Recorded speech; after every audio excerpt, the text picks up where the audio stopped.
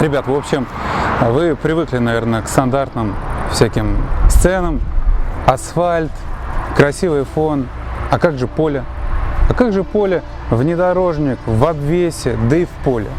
Мне кажется, это интересная тема. Вдруг вы захотите поехать на охоту, на шашлычки, на рыбалку. Пожалуйста, наш обвес – это не преграда. Это наоборот, наверное, удовольствие.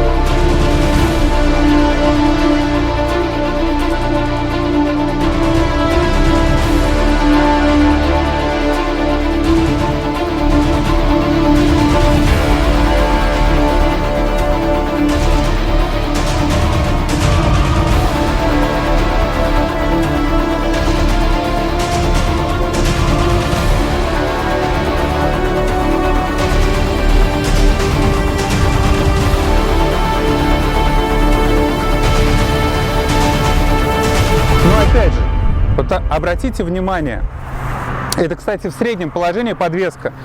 Мы заехали, были определенные сложности заехать, но мы заехали, и вроде как все вот так вот интересно выглядит. Не знаю, конечно, что тут еще добавить и рассказать, но я уже вам неоднократно говорил, создали губу, накладки на передний бампер, пороги, диски. Диски – это просто вот произведение искусства. Это самые популярные диски у нас сейчас, особенно за рубеж. Мы их не успеваем делать. И это действительно так. Если хотите, могу вам в индивидуальном порядке отправить, сколько мы болванок сейчас точим. Просто это писк. Я очень доволен результатом, что он получился такой мощный. В предыдущем выпуске, если вы не посмотрели, обратите внимание, как получился наш GLE купе. Тоже класс. И вот эта вот красота. И все-таки идем, Андрей, в поле, покажем тот ракурс насадочек 63-х, как они классно зашли. Раз уж мы в поле, диффузор. Здесь есть вариант поставить стоп-сигнал. Судя по предыдущему нашему проекту на GLS 166, люди говорили, зачем дополнительный свет, это все портит.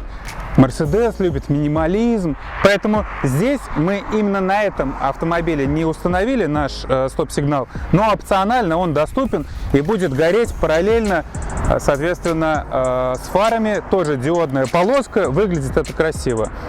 Я думаю, даже на Украине мы сейчас будем собирать в Киеве машину и там поставим стоп-сигнал. Карбоновый диффузор – это отдельная песня. Поэтому, ребят, верхний, нижний спойлер, диффузор, пороги – все это доступно в карбоне, как обычно, или в классическом, или в кованом.